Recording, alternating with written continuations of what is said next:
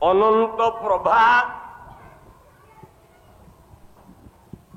ନୀଳ ଶୈଳ ନୀଳ ଉର୍ମି ନୀଳ ମହୋଦଧି କୂଳରେ ବସିଛନ୍ତି କୋଟି କୋଟି ଓଡ଼ିଶା ବୋଲି ଓଡ଼ିଆଙ୍କର ମୌଡ଼ମଣି ଜଗନ୍ନାଥ ମହାପ୍ରଭୁ। ଆରେ ଦିଲୁ ରତ୍ନ ସିଂହାସନ ଉପରେ କେତେ ଜଣ ଦେବତା ପୂଜା ପାଆନ୍ତି କହିପାରିବୁ? 4 ଜଣ। 4 ଜଣ। ସେ କେ କେ? ଜଗନ୍ନାଥ, ବଳଭଦ୍ର, ସୁଭଦ୍ରା, ସୁଦର୍ଶନ। ନା, ଆଉ ଶ୍ରୀମନ୍ଦିରର ରତ୍ନ ସିଂହାସନ ଉପରେ ପୂଜା ପାଆନ୍ତି 7 ଜଣ ମୂର୍ତ୍ତି। 7 ଜଣ? ଆମେ ତ କାହିଁ ଗଲେ ଦେଖୁଛୁ 4 ଜଣ, 7 ଜଣ କଣ? ତୁ ଠିକରେ ଦେଖିନୁ। ନାଇଁ, ଆପଣ ଆଖିରେ ଫୁଲା ପଡିଛି, ଆପଣ ଦେଖି ନାହାନ୍ତି। ତମେ ଦେଖିଛ? 4 ଜଣ ଆମେ ଦେଖିଛୁ। ମୁଁ 7 ଜଣଙ୍କୁ ଦେଖିଛି। ଦେଖିଆ 7 ଜଣ କିଏ କିଏ କହିଲ? ସେ 7 ଜଣ କିଏ? ନା 12 ଅଙ୍ଗୁଳ ସୁବର୍ଣ୍ଣ ବୋଲେ ସୁନାରେ ତିଆରି ଗୋଟିଏ ମୂର୍ତ୍ତି, ଯା ନାଁ ହେଲା ଶ୍ରୀଦେବୀ।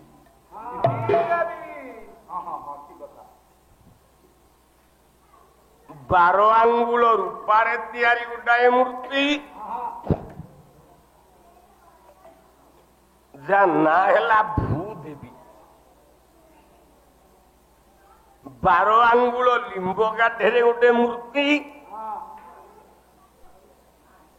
ଯା ନାଁ ହେଲା ମାଧବ।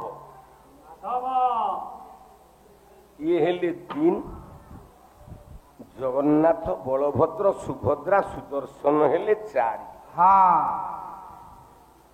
କିନ୍ତୁ ମନରେ ପ୍ରଶ୍ନ ଉଠିବ,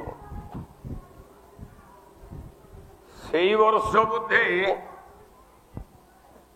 ମୁଁ ଉତ୍ତାରଣରେ ବାଦପାଲା ଗାଉଥାଏ। ଏ ବର୍ଷ ବି 24 ତାରିଖରୁ ମୁଁ ଉତ୍ତାରଣ ଯାଉଛି। ଏଇ ଅଞ୍ଚଳରୁ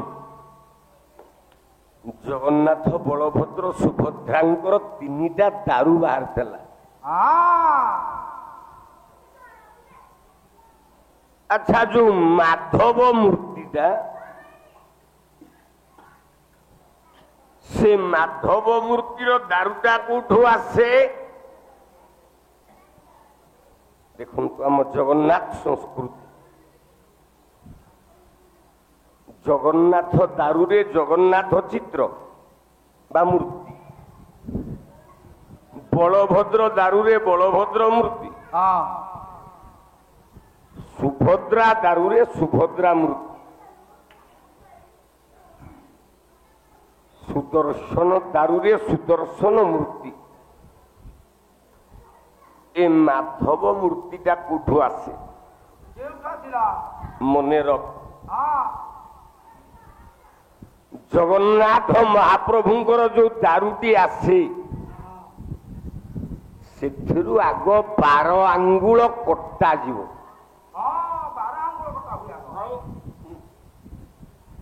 ସେ 12 ଆଙ୍ଗୁଳ କାଠରେ ଜଗନ୍ନାଥ ଦାରୁରୁ ତିଆରି ହେବେ ମାଧବ।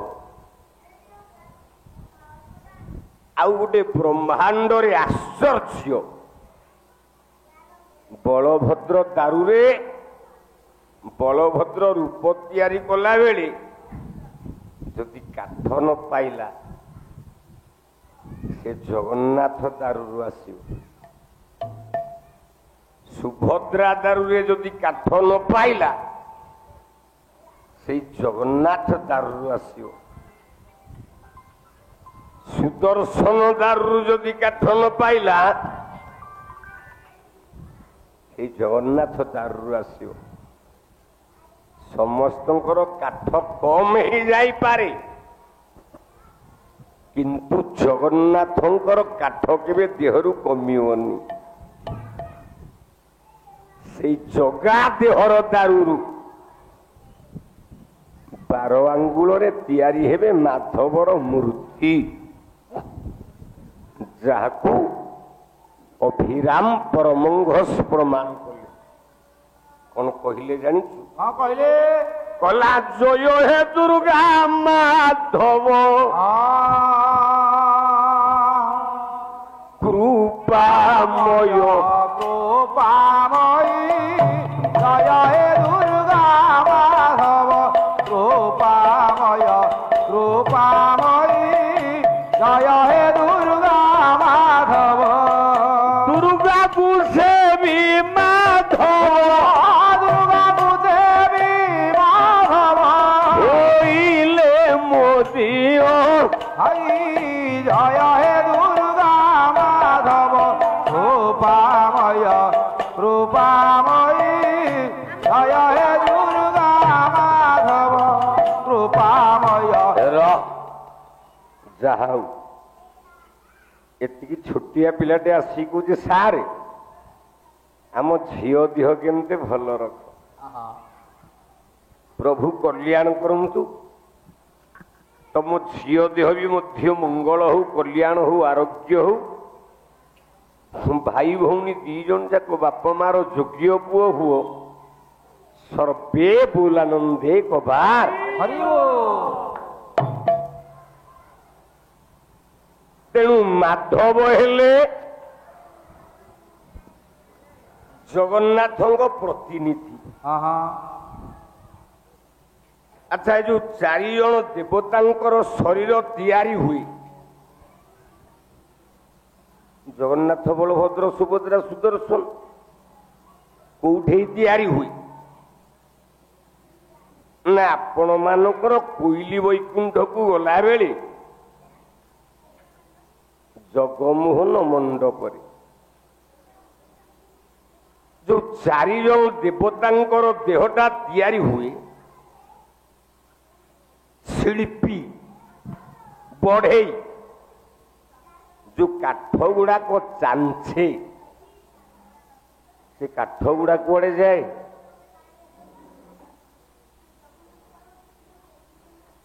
କଣ ଘରେ ଭାତ ରାନ୍ଧିବାକୁ ଯାଏ?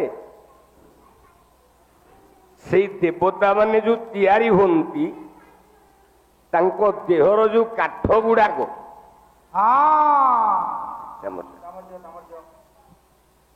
ପଇସା ଆସିଲେ ତ ଆମ ସାର୍ ହିଟ୍ ହେବେ।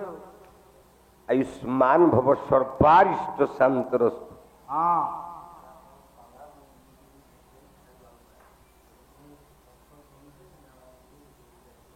ହଉ ମ ଧନ ଲୋ ପ୍ରଭୁ, ହଉ ମ ଧନ, ମନ ତ ନାଇଁ ପାଲା ଗାଇବା ପାଇଁ। ଆଜି ଦିନ ଯାକ ଏତିକି ଗରମ, ମୁଁ ବୋଲର ଏସି ଭିତରେ ସକାଳୁ ସଞ୍ଜ ପର୍ଯ୍ୟନ୍ତ ଶୋଇଛି, ଖାଇବାକୁ ମୋର ନାହିଁ, ସେ ଗାଡି ଭିତରେ ପଶିଛି। ମଞ୍ଚକୁ ଆସିଲା ବେଳକୁ ମୋ ଦେହ କଣ ହେଇଯାଉଛି, ମୋର ପାଲା ଗାଇବାକୁ ଜମା ମନ ନାହିଁ। ଶରୀର ସିନା ସୁସ୍ଥ ରହିଲେ ଜଣେ କଳାକାର କଳା ପରିବେଷଣ କରିବ। କାହିଁ ଆସିଛ? ଯଦି ପାଲା ଗାଇବନି କାହିଁକି ଆସିଲ? ଘରେ ଶୋଇଥାନ୍ତ। ଆସୁନୁ ପଳେଇବା, ମୁଁ ଯାଉଛି। ପଳେଇବେ ଆପଣ? ମତେ ପଚାରୁଛୁ କାହିଁକି ଆସିଛ? ଆଉ ଆସିଥିଲ ପଳେଇବି ବସା ଘରୁ। ଷ୍ଟେଜକୁ ଆସିଲ ମାନେ ପାଲା କରିବ, ଆଉ ଏଠି କହିଲେ ଦେହ ଖରାପ କେମିତି ହବ? ପୁଣି ନିର୍ଲଜ ହବ ନା। ଆଉ ଦେହ ଯେତେବେଳେ ବିଗିଡି ଯିବ, ଅସୁସ୍ଥ ହେଇଯିବ, ଜଣେ କଳାକାର କଳା ପରିବେଷଣ କରିପାରିବ? ଆଜ୍ଞା ଆପଣ କୁହନ୍ତୁ, ଆପଣ ମାନେ ବସିଛନ୍ତି, ଆପଣ ସୁଖରେ ବସିଛନ୍ତି, ଭଲ ଲାଗୁଛି ଆପଣଙ୍କୁ? ଏତିକି ଗରମ ହଉଛି, ସେଠି ଗୋଟେ କଳାକାର କି ପାଲା ପରିବେଷଣ କରିବ? ତାହେଲେ ଯୋଉ ପ୍ରଭୁଙ୍କର ମୂର୍ତ୍ତି ତିଆରି ହୁଏ ଦିଲୁଆରେ, ତା ଯୋଉ ବକଳା କାଠ, ହଣା କାଠ ଗୁଡାକ କୁଆଡେ ଯାଏ କହିପାରିବୁ? ଆପଣଙ୍କ ଘରକୁ ଜାଳିବା ପାଇଁ ଗୁଣ୍ଡି କାଠ, ଏଟା ଗୁଣ୍ଡି କାଠ।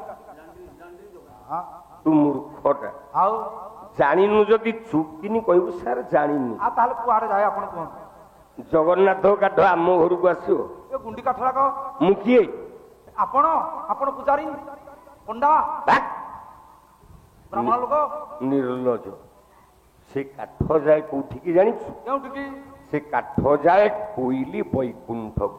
ଆରେ କହିଲା କୋଇଲି ବୈକୁଣ୍ଠେ ଅପେକ୍ଷା କରିଣ ବସିଅଛି ଏକ ଚଣ୍ଡୀ।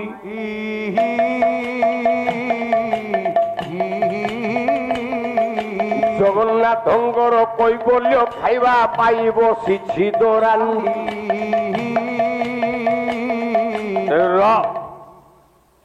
ସେ କାଠ ଗୁଡାକ ଯାଏ କୋଇଲି ବୈକୁଣ୍ଠରେ ଛଡା ଯାଏ। ହଁ ଗୋଟେ ଚଣ୍ଡୀଟିଏ ବସିଛି। ସେ ଚଣ୍ଡୀ ସେ କାଠ ଗୁଡାକୁ ଚୋପାଏ। ତାର କାରଣ କଣ ଜାଣିଛୁ? କଣ?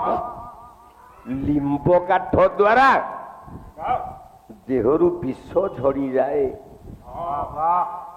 ଶ୍ରୀମନ୍ଦିର ଭିତରେ ଯୋଉ ମହାପ୍ରସାଦ ଯୋଉ ଦିନ ମାରା ହେଇଯାଏ ସେ କୋଉଠିକି ଯାଏ? କେଉଁଠିକି? କୋଇଲି ବୈକୁଣ୍ଠରେ ପୋତା ଯାଏ। ପୋତା ହେଲା ବେଳେ ସେ 60 ପଉଟି ଯାକ ଭୋଗକୁ କେବଳ ଜଣିଏ ଖାଏ, ସିଏ ହଉଛି ଚଣ୍ଡୀ। ଚଣ୍ଡୀ ଆଉ ତା ଦେହ ଡାଇଜେସନ ହବା ପାଇଁ ଏ ଗୁଣ୍ଡି କାଠ ଗୁଡାକ ଚୋବେଇ ଚୋବେଇ ଚୋବେଇ ଚୋବେଇ ସେ ଗିଳି ଦିଏ। 7 ଦେବତା ହାତ ଦେବତା ଅଛନ୍ତି ତିଆରି ଲିମ୍ବ କାଠରେ। ଏ ଲିମ୍ବ କାଠର ଉତ୍ପତ୍ତିଟା କୋଉଠୁ କହିପାରିବୁ? କେଉଁଠୁ ଉତ୍ପତ୍ତି ଆମେ କେମିତି ଜାଣିନୁ? ସେଇଦିନ ବିଂଶ ବାହୁ ରାବଣର ଅତ୍ୟାଚାର ବିଶ୍ୱ ବ୍ରହ୍ମାଣ୍ଡ ବୁଦ୍ଧର ହର କଲା।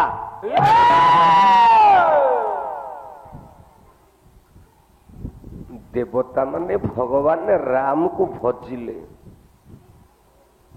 କହିଲେ ପ୍ରଭୁ ରାବଣର ଅତ୍ୟାଚାର ଆମକୁ କଷ୍ଟ ଦେଲାଣି। ଆଣ୍ଠୁ ମାରି ଦେବତା ମାନେ ରାମକୁ ଭଜିଲେ। କେମିତି ଭଜିଲେ ଜାଣିଛୁ? ଗୋଟିଏ ପଦ ଗାଉଛି।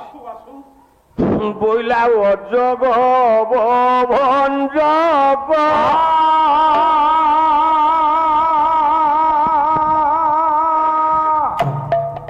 ଅରକ ବଂଶ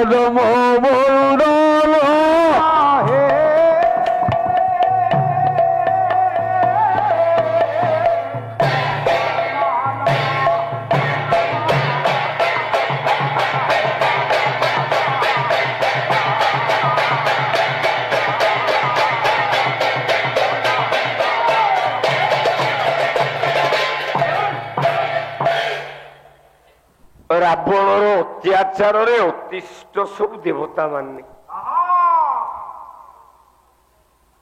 ସର୍ବେ ହୋଇଲେ ଏକ ମୁଖ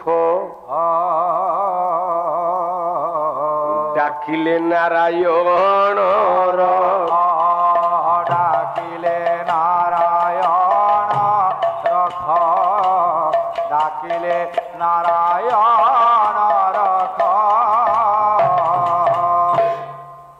ବିପଦ ନ ପଇଲା ଯାଏ ଆମେ କେବେ ଠାକୁରକୁ ଭଜନ କରିନି। ନା ନା ବାଟରେ ଚାଲି ଯାଉଥିବା ଯେତେବେଳେ ଝୁଣ୍ଟି ପଡିବା ଡାକିବା ସାଙ୍ଗେ ସାଙ୍ଗେ ଓହୋ ବୋପାଲୋ ବୋପାଲୋ ବୋପାଲୋ ବୋପାଲୋ ବୋପାଲୋ ହରି ହରି ହରି ହରି ହରି ହରି ହରି ହରି ହରି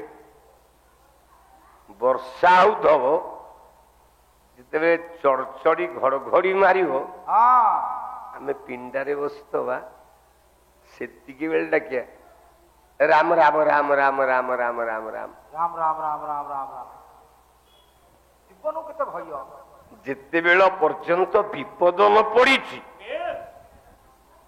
ସେତେବେଳ ପର୍ଯ୍ୟନ୍ତ ଆମେ କେବେ ଭଗବାନଙ୍କୁ ଡାକନ୍ତିନି। କାହିଁକି? ମାୟାଧର ମାନସିଂ କହିଲେ ସୁଖରେ ସମସ୍ତେ ହରିକି ଭଜନ୍ତି ଦୁଃଖରେ ନ ଭଜେ କେହି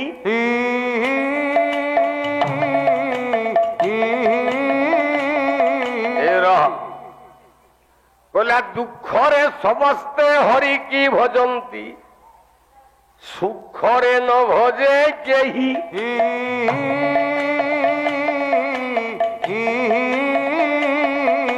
ସୁଖ ସମୟରେ ଯେ ହରି ଭଜଇ ଉତ୍ତମ ଭଗତ ସେହି ଆମେ ଦୁଃଖ ସମୟରେ ଭଗବାନଙ୍କୁ ଡାକେ।